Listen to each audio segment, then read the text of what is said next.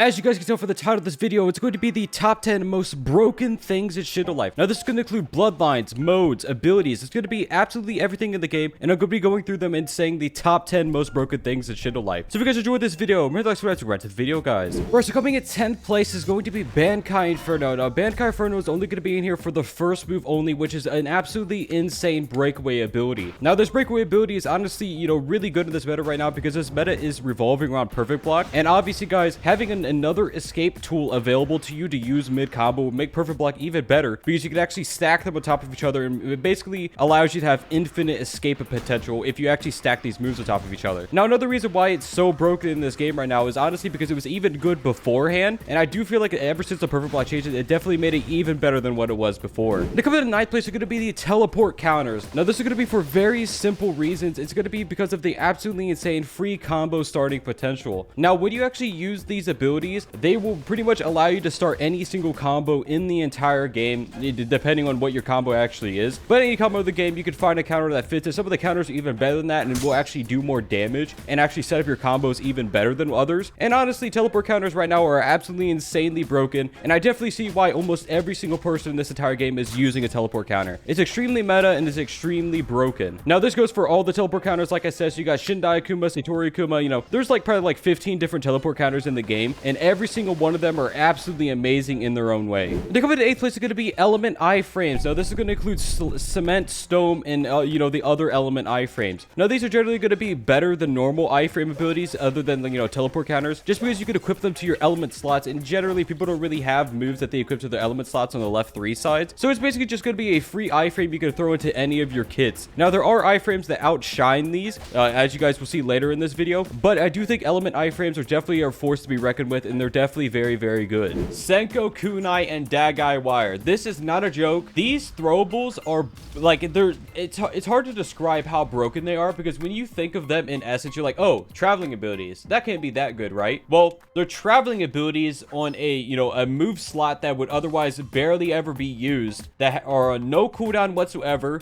No global cooldown whatsoever, that have borderline low cooldowns that allow you to travel halfway across the arena, travel across the map or whatever. And it's near instantaneous. They have no end lag at all. They allow you to start combos, escape combos. They're pretty much the perfect tool in this game. These moves are legitimately insane. These should be the #1 thing that you guys should be grinding in this game. As soon as you get these, you guys will, agree with me, being like, wow, I can't imagine what my life was before having Senko, Kunai, and Dagai Wire in Shindo Life. Now, coming to 6th place is going to be one of the newest broken things in the game. It's going to be the Azim Senko weapon rework. Now, this weapon is absolutely nuts. This weapon is a free place lock stun. It is literally just pre-nerf Riken Blade, but better. It is Riken Blade in its peak, but even better because it does more damage. It place locks for longer. This weapon is absolutely insane. It even has the chance to bypass block. This weapon is absolutely nuts right now. It's pretty much a free combo extender, sometimes a free combo starter. You don't have to aim it at all. It's an AoE around you. It can hit multiple people at the same time. It place lock stuns, and it does a lot of damage. This weapon is absolutely nuts. It definitely is top 3 weapons in this game right now. The coming to 5th place is going to be Diva Rengoku. Now, first of all, let's get started with the 3rd move, which is an absolutely insane block breaking move that allows you to start combos or extend combos depending on what you actually use. The actual knockback ability of the 3rd move does allow you to extend combos. I know it sounds nuts, but it's an instant block breaking hit stun ability that allows you to start and extend combos. You're going to notice something about this list is that every single one of these has their own merits and downsides to them. They all have their pluses, they all have their minuses, they all have their own things that they're good at, but generally it's going to be multiple things that it's actually good at. So you just have to keep in mind that usually what makes something broken is that it's actually a little bit versatile. You can use it for more than one thing, but the thing it does well, it does extremely well. And Diva Rengoku is no exception. 3rd move, block breaking, combo extending, instant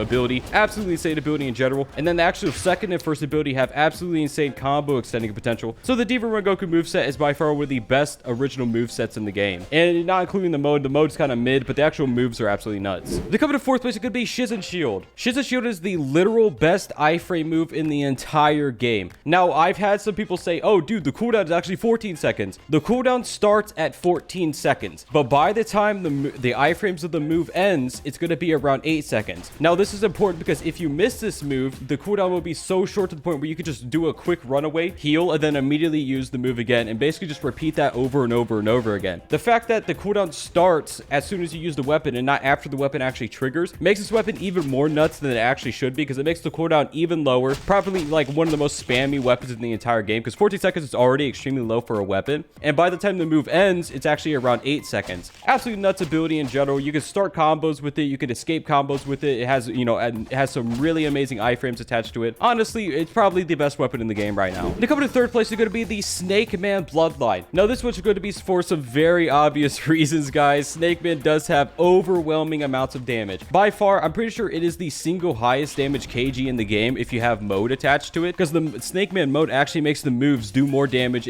or make them better in general. Snake Man mode with the first move does like 120k damage just by using that one move. Absolutely insane Bloodline in general. I mean, like, it also has really amazing combo extending potential. I stay away from the second and third move, but you can use them as well. I generally only stick the first ability in the mode, and even just those are absolutely nuts. I mean, the mode has a free combo extending move that has move stacking potential and does 60,000 damage on the E spec. The Q spec is an absolutely insane damage counter, and the C spec is a really good delayed damage ability. But generally, the first ability of Snake Man is going to be the absolutely nuts one. Now, coming to second place is going to be the Surge Bloodline, the Surge EKG. Now, this one's going to be for a very obvious reason. The Surge traps bypass iframes. They're also one of the longest stuns in the entire game, so, you know, that's something to be wary about. But the fact that the traps bypass iframes makes Surge even better than they would be otherwise. Because, like, okay, so imagine they try to perfect block out. You can. You're in a Surge stun. The Surge stun bypasses perfect block. You can perfect block someone, heal, charge chi, and then start attacking them by the time the damage counter goes away, just because Surge stun lasts that long. So it's the longest stun in the game by like a lot. It's like a 5-second stun, and the traps bypass every single iframe in the game. It doesn't trigger counters. It also does a lot of damage sometimes as well, and it's a free combo extending ability. Absolutely insane EKG, and it's absolutely insane as a Bloodline. Now, number 2 one is going to be Ryan Run Goku. This one's going to be for a very simple reason as well. It's going to be for the absolutely insane iframe potential. I mean, the second move is practically an auto dodge counters like a breakaway move. This second move is absolutely insane. If you double click it on someone, you can do up to 100,000 damage. That's absolutely safe for a damage burst. Not only that, but obviously you could pick when you use it. I feel like that's very important. It's like a counter mixed with an auto dodge. It's a really good ability in general. And then when you factor in the first ability, which the first ability is pretty much a pull move that has iframes attached to it, really good ability in general, especially in this meta right now, because this meta is kind of just like, you know, big damage spam. You can't damage someone if they're iframed, and this ability not being on the iframe global cooldown or iframe attack global cooldown, it's on the stun global cooldown, makes it even better than it would be otherwise. And obviously, guys, you could equip these to the EKG slots. Now, honorable mention 2 is going to be the Senko EKG. Senko EKG, very simple reason as well, guys. It has the literal best guard break in the entire game. The first move, it's an instant, extremely long-ranged ability that guard breaks, teleports behind someone, has hit stun attached to it, and allows you to start any combo in the game. Literal best guard break in the game. I used this a few times, and I cannot believe that this still exists. You can literally snipe someone from so far away with this if your cursor is on them, and it guard breaks and allows you to start combos. Literal best guard break in the entire game. But other guys, what is your favorite broken thing in the game? Room to comments below. We'll be checking them out. And now, coming in first place as the most broken thing in the game is going to be the Gen 3 line of Tailed Beast, specifically Happy Spirit. Now, Happy Spirit in general is going to be, you know, it is like way above the other Gen 3s. The Z spec, obviously, guys, is extendable. It has hit stun attached to it. It's an absolutely insane Z spec when it comes to Gen 3s. Most of them have the same Z spec. This was no exception, besides the end of it, which is actually a lava ability that has hit stun. It's kind of the same as Mustangs, but I do feel like the AoE size of it is significantly larger than Mustangs, making it a lot easier to hit. Now, that doesn't even get involved with, you know, the Q spec of the final mode, which is summons the, you know, the magma beast, the Happy Spirit, the big monkey himself, that actually has magma eruption tied to it. And not only that, but your Q spec also has the magma eruption ability tied to it, so you get like 5 million times magma eruption. The boss can hit multiple people with it.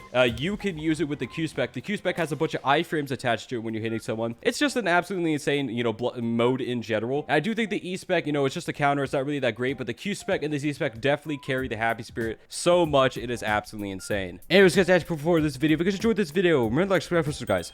Bye bye.